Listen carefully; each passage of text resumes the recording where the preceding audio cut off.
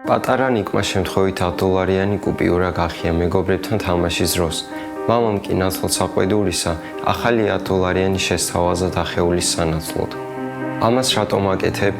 კითხა დაბნელულმა ნიკმა მამას.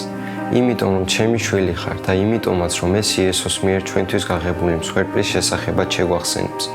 იესომ ხომ თავისი სიცოცხლე მოგცა ჩვენი სიცოცხლის სანაცვლოდ, რათა ახალი ცხოვრებით გვეცხოვრა, უპასუხა მამა. თითოეული ადამიანის სიცოცხლე ფასეულია ღვთისათვის, რადგან მისი ქმნილებანი ვართ, მაგრამ ჩვენი ცოდვილი ბუნება ხელს გვიშლის იმაში, რომ წმინდად ვიცხოვრო. სწორედ ამისთვის ეცვა ჯვარს ქრისტე, ჩვენი ცოდვების საზღაურის გადასახდელად და ჩვენთვის ახალი სიცოცხლის მოსანიჭებლად. ჩვენ ადრე მაცური გულისწყმებით ვიყავით გახსნილნი, მაგრამ როცა ვიღებ ღვთის მიერ ამ ახალი სიცოცხლის შემოთავაზებას, ღმერთი გვცვლის და სრულყოფს. პატარა ნიკს მამამ თავისი ახალი კუპიურა შესთავაზა, მაგრამ ის, რასაც ღმერთი გვთავაზობს, გაცილებით უკეთესია, ჩვენი სიცოცხლის გამოსყიდვა.